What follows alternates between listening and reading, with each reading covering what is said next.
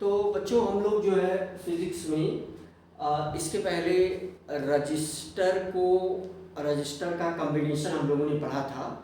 तो इस चैप्टर में बच्चों अगर रजिस्टर का कम्बिनेशन अगर हम सीख गए हैं तो इसका मतलब कि एक मेजर पोर्शन वर्क हमने कर लिया है। अभी का थोड़ा सा ये पार्ट थ्योरेटिकल है, तो इसका आप नोट्स बनाएंगे और हम जल्दी से आपको इस पॉइंट को समझा देते हैं, राइट। तो जैसे इलेक्ट्रिक सेल जो है तो ज़्यादा डिटेल में हम लोग इलेक्ट्रोकेमिस्ट्री में पढ़ेंगे। यहाँ फिजिक्स वाला जो पार्ट है वो है कम्बिनेशन ऑफ सेल, वही टेक्निकल बात है। बाकी कुछ थ्योरेटिकल चीज़ें हैं तो उनको हम लोग फटाफट डिस्कस कर लेते हैं, राइट। जैसे इलेक्ट्रिक सेल क्या है तो इसकी डिफिनीशन केमिस्ट्री में भी अच्छी दी जाएगी, यहाँ भी वही डिफिनीशन दी गई है कि यहाँ से आप देख ले, इट इज है ना, it is device which maintains a continuous flow of charge और current in an electric circuit, right. तो सेल जो है कुछ इस प्रकार से दिखता है, ये दोनों इसके इलेक्ट्रोड हैं, है ना, ये इस प्रकार से इलेक्ट्रोड हैं और इसमें जो भरा हुआ ये मटेरियल है तो ये इलेक्ट्रोलाइट है, दोनों भी, है ना। ये क्या है, इलेक्ट्रोलाइट है ना। तो ये मटेरियल जो भरा हुआ है इसमें ये इलेक्ट्रोलाइट है। तो इसमें भी जो कुछ भरा हुआ है, और ये अगला एक पॉइंट है बच्चों कि an electric cell converts chemical energy into electrical energy. मुझे लगता है कि मैक्सिमम बच्चे इस बात को पहले से 10th में ही जानते हैं, इसीलिए हमने इस चीज़ को यहाँ पर ये किया। अब यहाँ एक टेक्निकल टर्म आ रहा है ईएमएफ। अब ये वही है ना, ये वही ई है, ये वही वाला ईएमएफ है जो हम केमिस्ट्री में भी डिस्कस कर रहे हैं ना, इलेक्ट्रोड पोटेंशियल, है ना। तो यहाँ पर जो है ध्यान दें आप, ईएमएफ की डिफिनीशन क्या है, तो बहुत सरल वर्ड में हमने लिख दिया है, तो फटाफट आप देख लें इसको कि ईएमएफ क्या है। तो यहाँ से बच्चों द वर्क डन है ना, the work done or energy supplied by the cell for the flow of unit charge in entire circuit. Entire circuit का क्या मतलब हुआ, इंटायर सर्किट का ये मतलब हुआ कि एक्सटर्नल सर्किट प्लस इलेक्ट्रोलाइट, है ना। तो इसका है ना, is called the EMF of cell. अब आप ध्यान दें, जहां से हम इलेक्ट्रोलाइट को छोड़ दें, है ना, ये इलेक्ट्रोलाइट हुआ, ये इलेक्ट्रोलाइट हुआ, अब करंट अगर चल रही है तो पूरे में सर्किट मेंटेन है ना, यहाँ से यहाँ तक। आप ध्यान दें, अगर करंट चल रही है तो इस प्रकार से सर्किट पूरी मेंटेन है ना।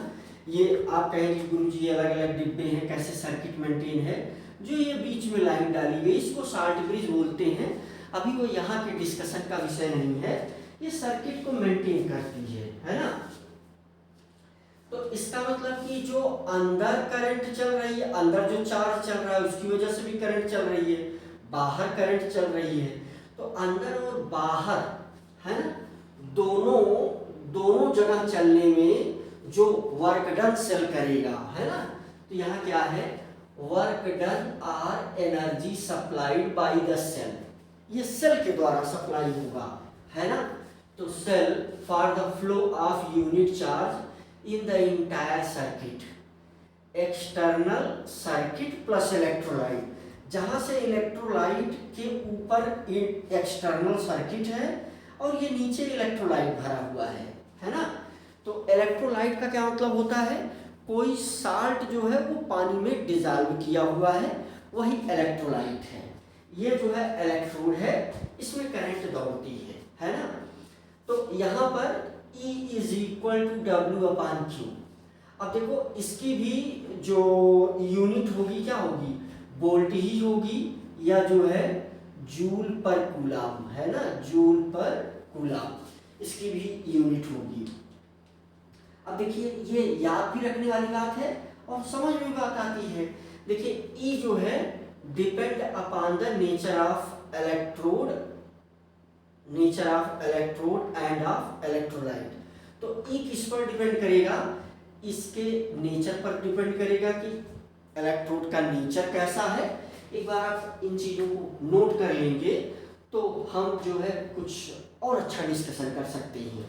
अभी हमारा उद्देश्य था कि हम बहुत कम समय में कुछ बातें आपसे साझा कर दें इससे रिलेटेड। तो E depend upon the nature of electrode and electrolyte, है ना। तो ये इस पर डिपेंड करेगा, not depend upon size of electrodes and quantity of electrolyte. तो ये साइज ऑफ इलेक्ट्रोड और क्वांटिटी ऑफ इलेक्ट्रोलाइट पर डिपेंड नहीं करेगा। अब ये पॉइंट कभी कभी पूछे जाते हैं। ये नीचे हमने एक सेल बनाया है, तो ये देखो जो ईएमएफ होता है, ईएमएफ का डायरेक्शन जो है ना, ईएमएफ का डायरेक्शन जो है वो कहाँ से कहाँ किस तरफ निगेटिव टू पॉजिटिव है ना। तो यहाँ डायरेक्शन कहाँ है, निगेटिव टू पॉजिटिव है ईएमएफ का डायरेक्शन। अब ये फोर्स तो है नहीं जैसा आपने देख लिया। अब ये कुल मिलाकर के हम अगर फोर्स कहें, बल्कि ये क्या है, एनर्जी है या वर्क है ना। अब बहुत पहले ये चीज कहा जाता था, तो अभी भी ये कहा जाता है, वही बात सेम चीज है ना।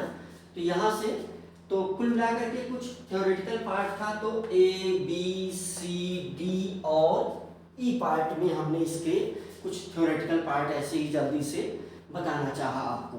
अब देखो ये टर्मिनल पोटेंशियल क्या होता है सेल का, अभी सब चीजें समराइज भी कर देंगे।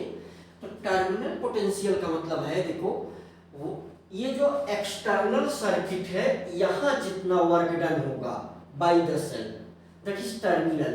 तो वही चीज लिखी भी गई है कि the work done for the flow of unit charge in external circuit of cell is called the terminal potential difference या टर्मिनल पोटेंशियल, है ना, टर्मिनल पोटेंशियल डिफरेंस। ठीक है, तो यहाँ भी आप देखो टर्मिनल पोटेंशियल, ये वाली डिफिनीशन कहाँ पढ़ा है आपने, क्लास 10th में पढ़ा है, क्लास 10th वाला ही ये फार्मूला है ना। तो यहाँ जो है अब बात आती है इंटरनल रेजिस्टेंस की। तो हम सबको पता है कि हम सभी लोगों को ये बात पता है कि जो कोई भी वायर है तो उसमें कुछ ना कुछ रेजिस्टेंस होता है। अब इलेक्ट्रोलाइट में जो रेजिस्टेंस है, स्पेशली यहाँ पर, यानी इलेक्ट्रोलाइट के अंदर जो भी रेजिस्टेंस है उसे ही हम क्या बोलेंगे, जहाँ तक इलेक्ट्रोलाइट का लेवल है उसी के अंदर जो रेजिस्टेंस है उसको हम इंटरनल रेजिस्टेंस बोलेंगे, है ना। देखो यहाँ डिफिनीशन क्या दी गई है, resistance offered by the electrolyte in the flow of charge. तो इलेक्ट्रोलाइट के द्वारा, अब ऐसा नहीं है कि, है ना, यहाँ समझना होगा, इलेक्ट्रोलाइट का जो रेजिस्टेंस है उसी को ही हम क्या बोल रहे हैं, इंटरनल रेजिस्टेंस। अब इंटरनल रेजिस्टेंस को किससे रिप्रेजेंट करेंगे, स्मॉल लेटर आर से। यूनिट इसकी भी ओम ही होगी, अगर यूनिट की बात करें तो इसकी भी यूनिट ओम ही रहेगी, है ना। अब आप ये चीज देख लें कि अगर इंटरनल रेजिस्टेंस बढ़ता है तो इसका मतलब डिस्टेंस बिटवीन इलेक्ट्रोड अगर ये बढ़ेगा तो इंटरनल रेजिस्टेंस बढ़ेगा। इसका मतलब डिस्टेंस बिटवीन इलेक्ट्रोड अगर हम बढ़ाएंगे तो इंटरनल रेजिस्टेंस बढ़ेगा। अब देखो यहाँ जो इलेक्ट्रोलाइट है अगर इसका कंसंट्रेशन बढ़ाएंगे तो इंटरनल रेजिस्टेंस बढ़ेगा। और देखो जो इमर्ज्ड एरिया है इलेक्ट्रोड की, इमर्ज का मतलब डूबी हुई एरिया। अब देखो तुम्हें समझाने के लिए इसे हम मोटा ही बना दें। ये जो देखो अभी जो है इसकी कुछ एरिया है, मान लो ये एरिया इतनी हो जाए तो ये इमर्ज्ड एरिया अगर देखो बढ़ेगी तो ये आर क्या करेगा, घटेगा, है ना। तो तो ये छोटे छोटे पॉइंट कभी पूछे जाते हैं, इनके लॉजिक भी हैं, ऐसा नहीं है कि इनका लॉजिक नहीं है। फिजिक्स में केमिस्ट्री की तरीके से नहीं है, मोस्ट इंटरेस्टिंग सब्जेक्ट है और ज़्यादा मज़ा आता है, इसमें हर चीज़ का लॉजिक है। तो अभी सामान्य पॉइंट आप इस प्रकार से दिमाग में रख सकते हैं। Relation between E B R, है ना, तो E means EMF, B means ये external terminal potential, R means internal resistance, है ना। तो ये कोई सर्किट अगर हमारी बनी हुई है तो होता तो ये रेजिस्टेंस सेल के अंदर है ना, लेकिन ऐसे बाहर बनाया जाता है ना। और इसका जो पोटेंशियल डिफरेंस है वो इस प्रकार से ऐसे बना दिया जाता है ना। तो E का डायरेक्शन देखो यहाँ पर निगेटिव टू पॉजिटिव है, करंट ऐसे फ्लो हो रही है। ये एक्सटर्नल सर्किट का क्या है, रेजिस्टेंस है, जो कैपिटल लेटर R से लिखा गया है ना। स्मॉल लेटर R से जो है क्या लिखा गया है, मुझे लग रहा है कि फिगर दिख रहा है साफ साफ, है ना। हाँ, स्मॉल लेटर R से जो लिखा गया है वो है इंटरनल सर्किट की बात, है ना। तो ये इंटरनल सर्किट है और E है, B है, I है। R जो है वो एक्सटर्नल रेजिस्टेंस है, small letter R internal resistance है ना। तो यहाँ पर जो है यू कैन से सारी चीज़ें बहुत ही साफ साफ क्लियर हैं। तो देखो जो वर्क डन होगा means W is equal to W external और W इंटरनल। तो देखो W है ना, W इज इक्वल टू यही टोटल होगा। अब इसमें इसका टेक्निकल पार्ट क्या है वो हम आपको समझाने वाले हैं, तो जरा सा थोड़ी देर आप इसको और देख लें। ऐसे जैसे देखो यहाँ से हम ये W मिल जाएगा, यानी टोटल, है ना। यहाँ से देखो EMF की डिफिनीशन क्या है, work done or energy supplied by the cell for the flow of charge, है ना, इंटायर यूनिट सर्किट।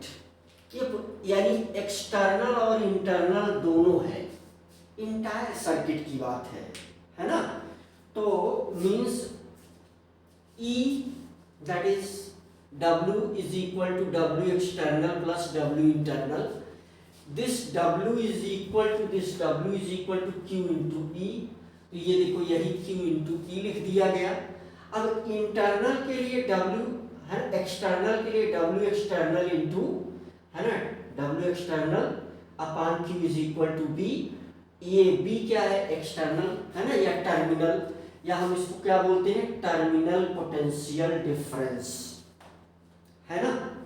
कैसे उसको दिखाया जाता है ये, अब जरा यहाँ अगर समझना चाहो तो ये समझ भी सकते हो कि भाई करंट तो फ्लो कहाँ से भी होगी, अंदर से भी फ्लो होगी, और जो उसका रेजिस्टेंस होगा उसकी वजह से पोटेंशियल फॉल होगा, जो बाहरी रेजिस्टेंस होगा उसकी वजह से भी पोटेंशियल फॉल होगा, है ना। अच्छा, टोटल पोटेंशियल तो सेल का अपना कुछ है ही है, उसी को हम क्या बोलते हैं, पोटेंशियल डिफरेंस को ही EMF बोलते हैं। जैसे यहाँ पर दिस QE, और इंटरनल के लिए हमने ऐसा छोटा सा लिख दिया, है ना। तो यहाँ से देखो Q Q Q, सभी जगह Q है तो Q कैंसिल हो जाएगा, this E and V external हमने केवल B लिख दिया है, और QB, है ना। तो यहाँ B इंटरनल, ये क्या लिखा गया है, यहाँ हम समझाने के लिए ये चीजें यूज कर रहे हैं B इंटरनल। तो इसके लिए I तो वही है ना, क्योंकि सर्किट जो है वो एक ही है, तो करंट तो वहां भी सेम ही है ना। तो इसका मतलब कि I इंटू स्मॉल r। तो यहां से जो है देखो IR is equal to E minus B, यानी ये EMF माइनस टर्मिनल पोटेंशियल, ये क्या है, EMF है, और ये क्या है, टर्मिनल पोटेंशियल डिफरेंस, है ना। अब यहाँ कुछ कंडीशन है। अब अगर सेल से करंट ना ली जाए, अगर आई जो है जीरो हो जाए, है ना, देखो अगर आई जीरो हो जाए तो पूरी क्वांटिटी जीरो हो जाएगी। इसका मतलब ई और बी इक्वल हो जाएगा। इसका मतलब जब तक आपने सेल को ओपन नहीं किया है ना, जब तक आपने सेल को यूज नहीं किया है, एक भी सेकंड नहीं यूज किया है, तो उस समय तक टर्मिनल पोटेंशियल और ईएमएफ इक्वल होता है। क्या बात समझ में आई? जब तक सेल को आपने यूज नहीं किया है, उस समय तक टर्मिनल पोटेंशियल और ईएमएफ दोनों की वैल्यू जीरो होती है, क्योंकि कोई करंट उसमें चली नहीं है। यह चीज इससे क्लियर हो रही है। देखो अगर आर जीरो हो जाए, अगर सेल का इंटरनल रेजिस्टेंस अगर वो जीरो हो जाए, तब भी जो है क्या हो जाएगा, ई और वी इक्वल हो जाएगा, तब भी टर्मिनल पोटेंशियल और ईएमएफ इक्वल हो जाएगा। तीसरे कंडीशन में हम इस V is equal to I R लेते हैं और ये वैल्यू यहाँ सब्स्टिट्यूट करेंगे। देखो इसमें V is equal to I R, यहाँ पर हम क्या आई आर यहाँ लिख देंगे, है ना। तो ये छोटा वाला आई आर है, ये छोटा वाला आई आर, ठीक है। तो यहाँ से देखो आई आर को अगर हम यहाँ ले गए तो ये स्मॉल लेटर आई आर यहाँ आ जाएगा। आई तो हालांकि दोनों जगह सिमिलर ही है, तो इस आई के लिए हम क्या लिख सकते हैं, बी अपान आर, और ये ब्रैकेट में क्या आ जाएगा, आर आ जाएगा।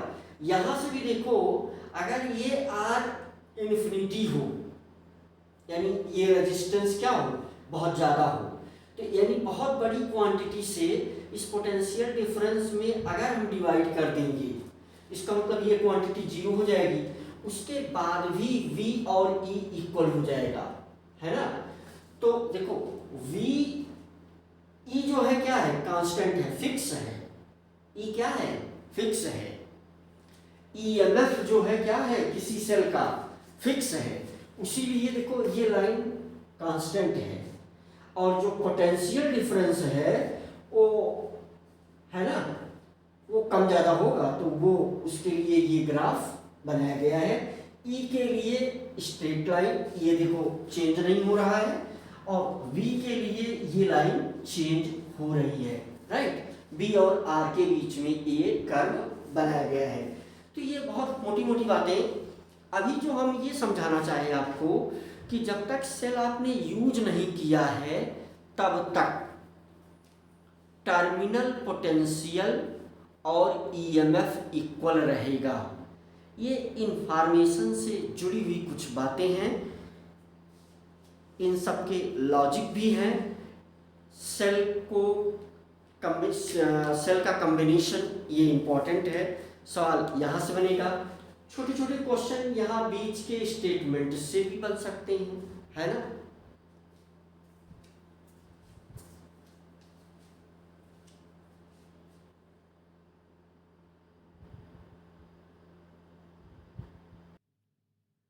तो बच्चों ये थर्ड पॉइंट, और फोर्थ पॉइंट यहाँ हमने लिखा है कि when the cell is charged from other source, that means I is forced into the cell, then B greater, यानी टर्मिनल पोटेंशियल जो है वो ज़्यादा होगा E से।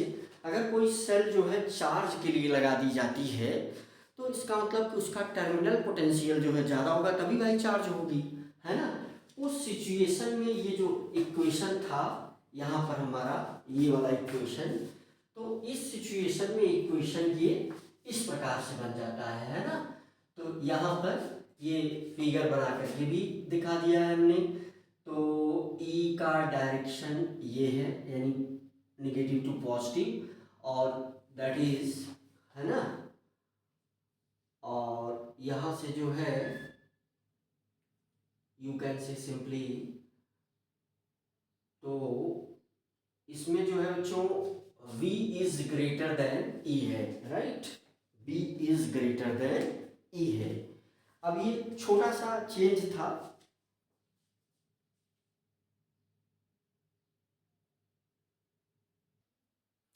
तो बच्चों यहाँ पर एक जनरल क्वेश्चन ऐसे ही पूछा जाता है। एक क्वेश्चन हम करेंगे, ये बोर्ड में पूछा गया हुआ क्वेश्चन है और हमें लग रहा है कि कुछ मोटे मोटे पॉइंट्स हमने आपको समझा दिए हैं। अब हम आपके साथ टेक्निकल बात करने के लिए रेडी हैं, राइट। तो हम लोग टेक्निकल बात करेंगे, क्वेश्चन से शुरुआत करेंगे और इन सारी चीज़ों को समझेंगे, है ना। तो यहाँ से जो है हम लोग जो है क्वेश्चन देखेंगे, क्वेश्चन समझेंगे। और देखो एक क्वेश्चन इस प्रकार से अक्सर पूछा जाता है कि इस जगह में क्वेश्चन बच्चों पूछा जाता है कि पोटेंशियल डिफरेंस किसी सेल में टर्मिनल पोटेंशियल का वेरिएशन, है ना। यहाँ पर अभी टॉपिक है, क्वेश्चन ही आप इसे समझिए। क्वेश्चन अगर आप कहें तो मैं क्वेश्चन लिख भी दूं, लेकिन यहाँ पर मैं क्वेश्चन बोल रहा हूँ, क्वेश्चन आप सुनिए। क्वेश्चन ये पूछा जाता है कि चूंकि टर्मिनल पोटेंशियल सेल का वेरी करेगा, है ना, तो टर्मिनल पोटेंशियल के वेरिएशन और करंट आई के बीच ग्राफ खींचिए और उस ग्राफ से डिटरमाइन करिए कि जो ई की वैल्यू है कैसे निकाली जाएगी, इंटरनल रेजिस्टेंस की वैल्यू कैसे निकाली जाएगी, है ना। तो इस प्रकार से ये क्वेश्चन पूछा जाता है। तो कुल मिलाकर के अगर हम हेडिंग के रूप में लिखना चाहें तो हम ऐसे भी लिख सकते हैं और ये क्वेश्चन कई बार पूछा गया है, खूब ध्यान से समझिए। जैसे अगर अब हम यहाँ पर कुछ समझाएं आपको, जिसमें कि भाई सारी चीज़ें लिखने मिटाने में करने में तो समय लग ही जाता है, इसीलिए हमने बहुत सारी चीज़ें लिखा था। तो चलो इस चीज़ को हम यहाँ समझते हैं। तो देखो अगर हम पॉइंट इसको बना लें यहाँ पर, तो पॉइंट ये है कि ग्राफ बिटवीन, है ना, यहाँ पर है graph between variation in terminal potential, variation in terminal potential को किससे रिप्रेजेंट किया है, V से, variation in terminal potential and I means current, है ना। तो ये क्वेश्चन क्या पूछेगा कि ये ग्राफ प्लॉट करो और E को कैसे कैलकुलेट करोगे ये बताओ, स्मॉल लेटर r को कैसे कैलकुलेट करोगे ये बताओ। तो ऐसा क्वेश्चन पूछा जाता है। अब आंसर इसका ये होगा, यहाँ पर आप समझ सकते हैं।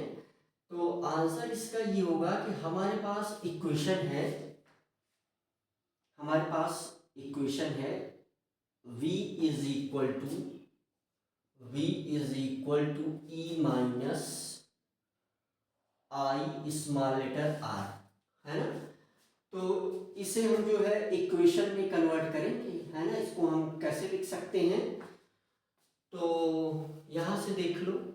तो इसको हम ऐसे भी लिख सकते हैं कि v is equal to minus R, है ना। चूंकि आई वेरिएबल है, यहाँ पर आप क्या देखेंगे कि ई और आर ये कांस्टेंट है ना। तो ई और आर क्या है, कांस्टेंट है। तो आर आई प्लस ई, तो ये क्या इक्वेशन बन गया, y is equal to m x plus c, है ना। ये c हो गया, ये एक्स आई हो गया और माइनस आर एम हो गया।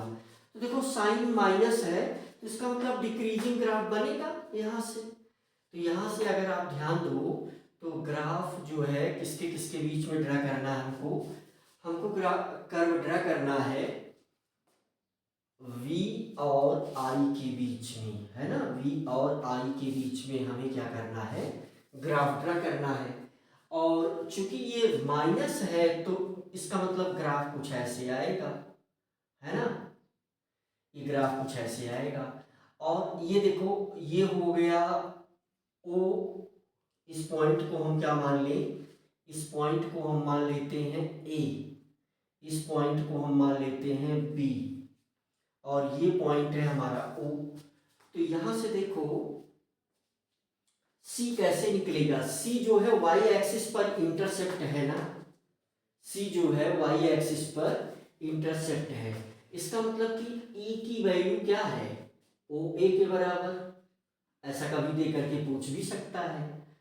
स्मॉल लेटर आर क्या है ना, स्मॉल लेटर आर की वैल्यू क्या है ना। तो यह मीन्स tan थीटा, तो परपेंडिकुलर अपान बेस, तो इसका मतलब कि ओ ए अपान ओ बी, ये माड भी लगा दो, है ना। तो ओ ए अपान ओ बी ये इंटरनल रेजिस्टेंस की वैल्यू हो गई, और V और I के बीच में आपने ग्राफ तो ड्रा किया ही है। तो कभी ये क्वेश्चन हमसे पूछ सकता है। अब इसके जितने भी टेक्निकल टर्म हैं उन सब पर हम आपसे डिस्कशन करने के लिए बिल्कुल रेडी हैं, और मैंने जो कुछ थ्योरेटिकल पार्ट था उसको जल्दी से कवर कर दिया। अब उसे आप नोट करें बीच बीच के क्वेश्चन, क्योंकि क्वेश्चन ही करना इम्पॉर्टेंट है। वो जो थ्योरेटिकल पार्ट था इसीलिए उसमें उसको हमने जल्दी से कवर कर दिया। तो आज हमने एक क्वेश्चन देखा, और वो सारे थ्योरेटिकल पार्ट अगर आपके माइंड में हैं, अब ये कुल मिलाकर के क्वेश्चन है, तो अगर वो चीज़ें आपके माइंड में हैं तो आप इस तरीके से सोच सकते हैं। सोचना कैसे है, जैसे देखो फिर से एक बार हम रिपीट कर दें कि क्वेश्चन क्या कहेगा कि प्लॉट ए ग्राफ बिटवीन, है ना, between changing terminal potential and I, है ना, एंड आई और वी जो है ये चेंज हो रहा है, तो इन दोनों के बीच ग्राफ ड्रा करो, और उस ग्राफ को ड्रा करके बताओ कि ई और आर को कैसे निकालोगे, है ना। तो ये यूपी बोर्ड में कई बार पूछा गया क्वेश्चन, सीबीएसई बोर्ड में कई बार पूछा गया क्वेश्चन है ये। तो यहाँ से हम किसी इक्वेशन का यूज करेंगे, क्योंकि ये वाली कंडीशन तो कब है, ये वाली कंडीशन कब है, ये वाली कंडीशन जो है तब है जब हम सेल को चार्ज कर रहे हैं, है ना। तो इस वाली कंडीशन के लिए जो ये माइनस साइन जो है, तो इसके लिए हमारे पास ऐसा कुछ ग्राफ बनेगा। तो यहाँ से यानी वाई एक्सिस का इंटरसेप्ट ही सी होता है, तो मीन्स ओ ए ही जो है ये ईएमएफ हो गया। E means EMF, E means EMF. R जो है, देखो फिर से एक बार रिपीट कर दें, पहले तो कई बार हम बताते थे, इन्हीं जितनी चीज़ें हमने पढ़ाया अगर हम वो साथ में लिख करके पढ़ाते तो भाई घंटे भर समय लग गया होता, है ना। साथ साथ में लिखते, एक एक बातें समझाते आपको, है ना। तो उसी से बचने के लिए हमको ऐसा महसूस होता है कि ऐसा कुछ कर देने से आपका फ़ायदा ज़्यादा हो जाएगा, इसीलिए वैसा कुछ हमने कर दिया। तो जैसे अगर आप देखें यहाँ ध्यान से, तो ये बात मैं बार बार बोल रहा हूँ कि कोई सेल आप बाजार से खरीद करके लाइए, उस समय उसका टर्मिनल पोटेंशियल और, है ना, ईएमएफ इक्वल है। तो ईएमएफ और टर्मिनल पोटेंशियल में बहुत बड़ा डिफरेंस नहीं है, यानी बहुत डिफरेंस तो ही है, मीन्स ऐसा कुछ टफ डिफरेंस नहीं है कि जिससे जो है आप उस चीज़ को समझ ना पाए। अब थोड़ा सा और हम टेक्निकल बात इसमें कर सकते हैं आपसे। जैसे सपोज करिए कि यहाँ पर जो है इसका पोटेंशियल डिफरेंस और ईएमएफ इक्वल है, तो यहाँ लिख दिया जाएगा कि इतना पोटेंशियल डिफरेंस है। तो अब बाहरी रेजिस्टेंस अगर आपको नोन है और पोटेंशियल डिफरेंस यानी ई वहाँ लिखा हुआ है ना, ई यहाँ पर लिखा, अभी कर किसी सेल से आपने करंट नहीं लिया है, तो इसका मतलब E is equal to V है। जो एक सर्किट है एक्सटर्नल उसका रेजिस्टेंस R है, तो इस समय I अगर आप मेजर करेंगे तो V अपान R से आप कैलकुलेट कर लेंगे, है ना। लेकिन ये जो ये जब भी हम ई की वैल्यू रखेंगे तो जो ये आई आएगा, है ना, यहाँ से, यानी I is equal to E upon R भी। तो इसको अगर हम ऐसा कुछ बोल दें अभी आपको समझाने के लिए, अगर इसको I1 I2, तो निश्चित रूप से आप देखेंगे कि I2 ग्रेटर देन I1, और हमें मिलेगा कौन वाला, I1 ही मिलेगा, I2 मिलेगा नहीं। I2 हमको सेल से प्राप्त नहीं होगा, वो केवल लिखा रहेगा उस पर बस, यानी वो उतने कम सेकंड के लिए आपको मिलेगा जहां से आप उसे ऑब्जर्व नहीं कर पाएंगे। मिलेगा लेकिन वो उतने कम सेकंड के लिए मिलेगा। और फिर इंटरनल रेजिस्टेंस है ना, इंटरनल रेजिस्टेंस, तो ये ऐसा क्यों हो रहा है, इंटरनल रेजिस्टेंस की वजह से, है ना। अब देखिए ये कहना कि मिलेगा बहुत कम समय के लिए, ये भी अपने आप में एक कुछ टेक्निकल ही है ना। तो कैसे कम समय के लिए मिलेगा, क्योंकि क्या इंटरनल रेजिस्टेंस उस समय जीरो हो जाएगा कम समय के लिए, क्या बहुत कम समय के लिए इंटरनल रेजिस्टेंस जीरो हो जाएगा। देखो इंटरनल रेजिस्टेंस हमने काउंट नहीं किया, जब हम इंटरनल रेजिस्टेंस जोड़ देंगे, है ना, जब हम इंटरनल रेजिस्टेंस को उसमें काउंट कर लेंगे तो उस सिचुएशन में हमें जो करंट है वो कैलकुलेट अकॉर्डिंग टू फार्मूले के अनुसार मिल जाएगी, है ना। देखो कहीं ना कहीं ये भी पोटेंशियल डिफरेंस है और ये भी पोटेंशियल डिफरेंस ही है, दोनों क्या है, पोटेंशियल डिफरेंस है।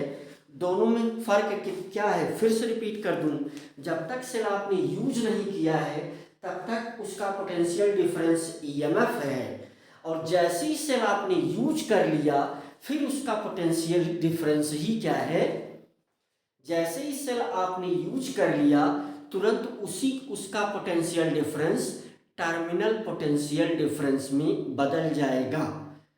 जब तक आपने सेल नहीं यूज किया है उस सेल का पोटेंशियल डिफरेंस ईएमएफ है। जैसे ही आपने उसे वायर से जोड़ा, वायर से जोड़ने के बाद जैसे ही करंट उसमें से पास हुई तो वो उस सेल का पोटेंशियल डिफरेंस टर्मिनल पोटेंशियल में बदल जाएगा, ई जो है उसका फिक्स रहता है, राइट।